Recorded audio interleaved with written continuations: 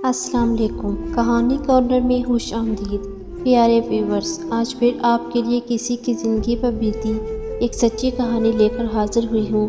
چلیں اپنی کہانی شروع کرتے ہیں۔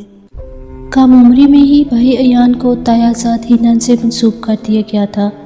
ہینا اکثر ہمارے گھر آتی رہتی تھی۔ کچھ دنوں سے میں محسوس کر رہی تھی کہ وہ ہم سے کھچی کھچی رہتی ہے، خاص طور پر ایان بھیا سے۔ میں سوچنے لگی کیا خبر کہ وہ ان کو جیون ساتھی کی حیثیت سے پسند نہ کر رہی ہو اور بزرگوں کی وجہ سے مجبور ہو۔ جی چاہتا اس سے پوچھوں کہ تم کو میرے بھائی سے شادی پر اعتراض تو نہیں، تاہم جب وہ سامنے آتی تو میری ہمت نہ بڑھتی۔ وقت یوں ہی گزرتا رہا اور وہ دن بھی آ پہنچا جب باقاعدہ ان کی منگنی کا اعلان کر دیا گیا۔ بھیا بھی چاہتے تھے کہ منگنی سے پہلے ہینا کی مرضی پوچھ لیں، لیکن بڑوں نے اس کا موقع ہی نہ دیا اور دل کی بات دل میں ہی رہ گئی۔ منگنی کے 2 ماہ بعد والد صاحب کی طبیعت خراب ہو گئی، ان کو اسپتال میں داخل کر دیا گیا۔ ہینا اور اس کے گھر والے بھی عیادت کو آئے۔ ہم کو پریشان دیکھ کر وہ بھی پریشان ہو گئی۔ مجھ کو احساس ہوا کہ وہ ہم سے انسیت رکھتی ہے کہ ہماری پریشانی سے پریشان ہو گئی ہے۔ والد صاحب اسپتال سے گھر آ گئے تھے۔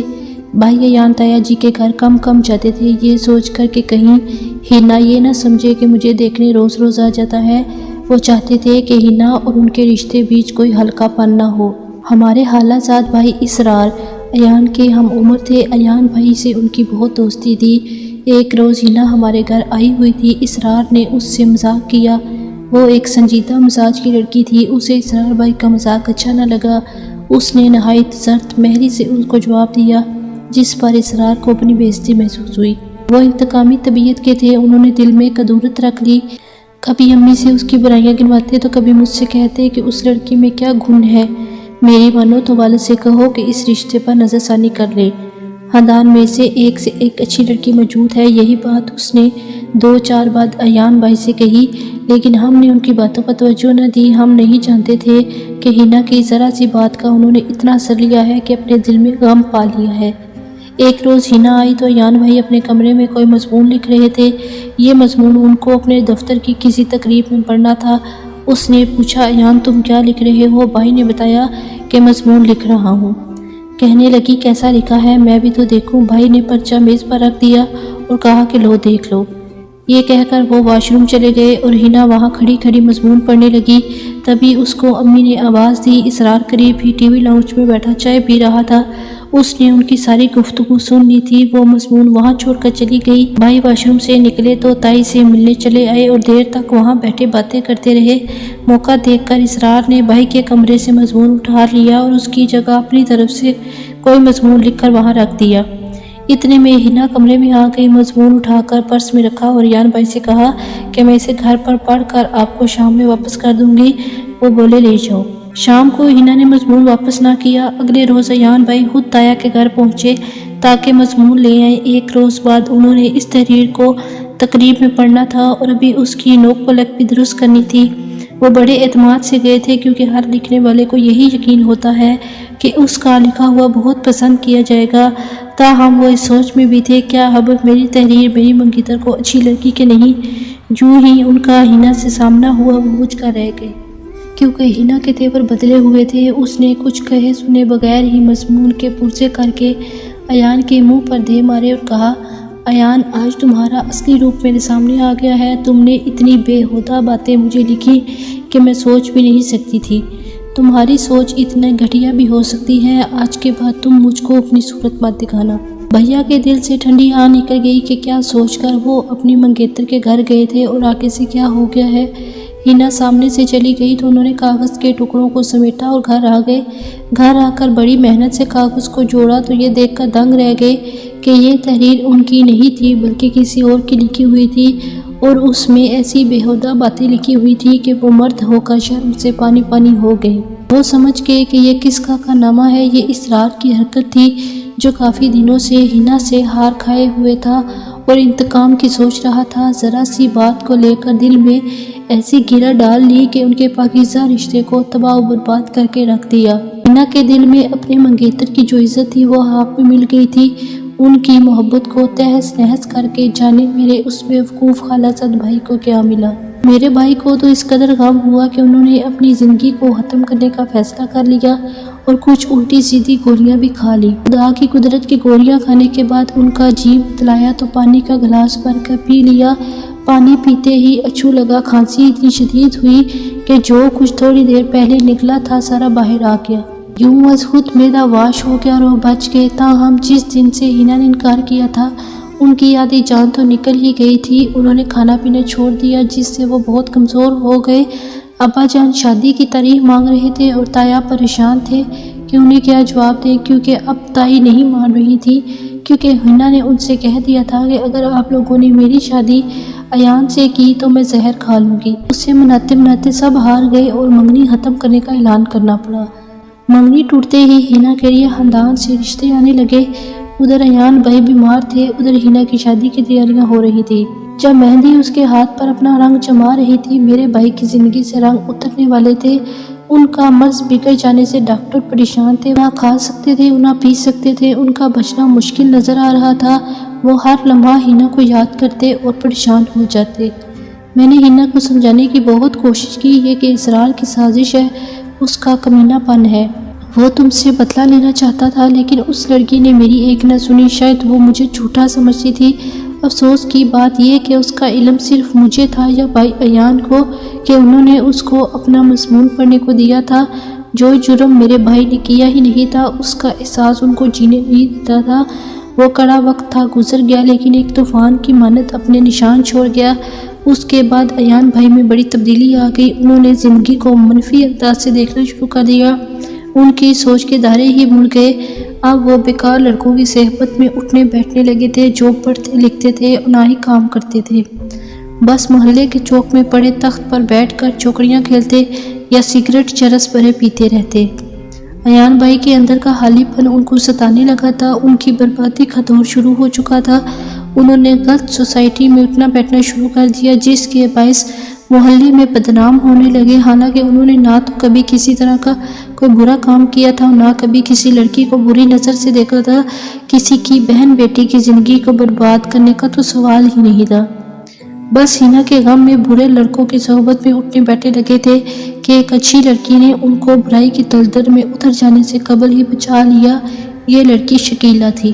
ہوا یوں کہ ایک دن وہ گھر سے نکلے تو سامنے ایک دوست مل گیا۔ ایان بھائی اس کے ساتھ گلی میں کھڑے باتیں کر رہے تھے کہ شکیلہ کو دیکھ کر بھائی کے دوست نے کچھ غلط بات کہی اور ٹھنڈی آ بھری، جو میرے بھائی کو بہت ناگوار گزری۔ تبھی انہوں نے اس آواز کسنے والے لڑکے کو ایسے ہاتھ جمائے کہ وہ بوکھلا گیا۔ ایان بھائی نے کہا، تم کو خبر ہے یہ لڑکی جس کو تم نے غلط انداز سے دیکھا ہے، یہ میرے گھر سے نکلی ہے، ہماری پڑوسن اور میری بہن کی سہیلی ہے، میری بہن جیسی ہے۔ اس واقعے کے بعد انہوں نے غلط لڑکوں سے سلام دعا ترک کر دی، ان میں اٹھنا بیٹھنا تام کلام کرنا چھوڑ دیا، یہ سوچ کر کہ اگر آج یہ میرے گھر سے نکلی ہوئی اس لڑکی کو بری آواز کس رہے ہیں تو کل میری بہن کو بھی کچھ کہہ سکتے ہیں۔ یوں انہوں نے سارے برے دوست چھوڑ دیے۔ شکیلہ اگلے دن ہمارے گھر آئی اور بھائی سے مخاطب ہوئی، ایان بھائی آپ کا بہت شکریہ۔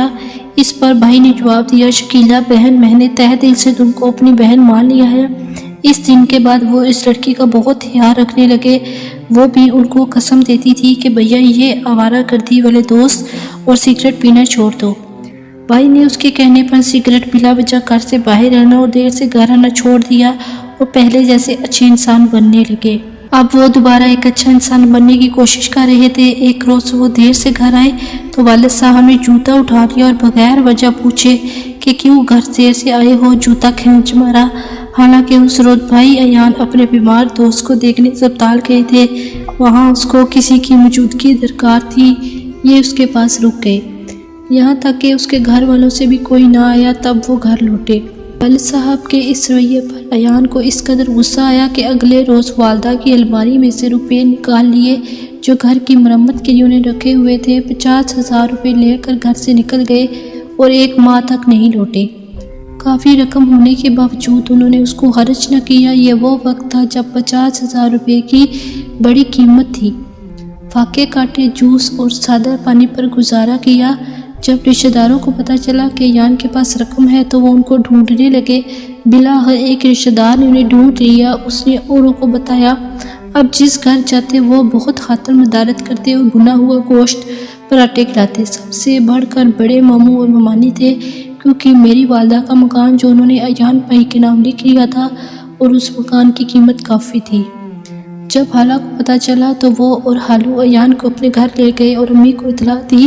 تب میری امی اور شکیلہ خالہ کے گھر ایان بھائی کو لینے گئے۔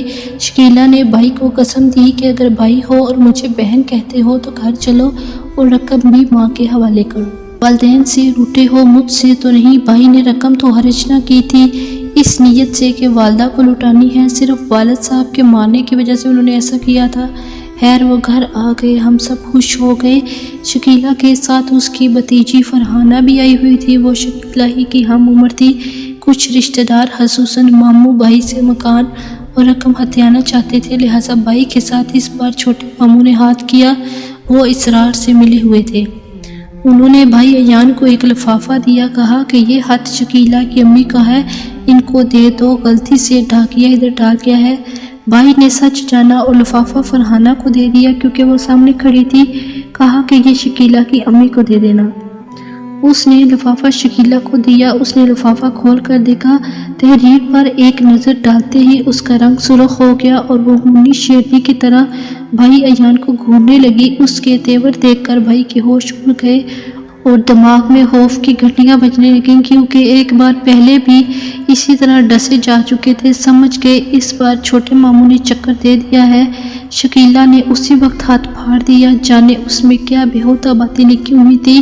وہ روتی ہوئی ہمارے گھر سے چلی گئی۔ بھائی تو سمجھ رہے تھے کہ ابھی ان کے منہ پر تمانچہ دے مارے گی۔ اس کے بعد میں نے شکیلہ کو منانے کی کافی کوشش کی مگر وہ نہ مانی، بولی اب میرا اعتبار ایان بھائی سے اٹھ گیا ہے۔ اس نے میری بھتیجے کو ایسا غلط قسم کا خط لکھا اور بہانے سے ہم کو دیا کہ چند سطریں پڑھ کر ہی میں برداشت نہ کر سکی۔ بھلا ایسی گندی باتیں پڑھ کر کون برداشت کر سکتا ہے؟ اب نہ وہ میرا بھائی رہا اور نہ میں اس کی بہن۔ شکیلہ نے میری دوستی ختم کر دی اور ہمارے گھر آنا بھی بند کر دیا۔ ایان بھائی کو تو اتنا قلق ہوا کہ سکتے میں آ گئے۔ پہلے خالہ کے بیٹے نے اور پھر ماموں نے ان کا سکون لوٹا۔ ایسا تو کوئی سوچ بھی نہیں سکتا تھا کہ پیسوں کے لالچ میں اپنے قریبی عزیز ایسا کریں گے۔ ان کے وار ایسے تھے کہ شکیلہ جیسی بہن کو کھویا اور اپنی منگیتر کو بھی۔ ہینا شادی کے بعد اپنے گھر میں خوش ہے مگر میرا بھائی بیچارہ برباد ہوا اور شکیلہ بھی ہم سے نفرت کرنے لگی۔ وہ میرے بھائی کو بدمعاش سمجھنے لگی۔ کاش ماموں 50,000 روپے مانگ لیتے تو ایان انکار نہ کرتا، کیونکہ اس طرح تو ایان بھائی کو برباد نہ کرتے۔ اس واقعے کے بعد وہ اتنے دل برداشتہ ہوئے کہ ہمیشہ کے لیے گھر سے چلے گئے اور آج تک لوٹ کر نہیں آئے۔ ویورز اگر آپ کو ہماری کہانی پسند آئی ہے تو اس کو لائک کیجیے، شیئر کیجیے اور کمنٹ سیکشن میں اپنی رائے کا اظہار ضرور کریں۔ اور اگر ابھی تک آپ نے ہمارا چینل کہانی کارنر سبسکرائب نہیں کیا تو اس کو لازمی سبسکرائب کریں اور ساتھ لگے بیل آئیکن کو بھی پریس کر لیں تاکہ آپ کو ہماری ہر نیو ویڈیو کی نوٹیفیکیشن بھی ٹائم پر ملتی رہے۔ اگلی ویڈیو تک اجازت دیجیے۔ اللہ حافظ۔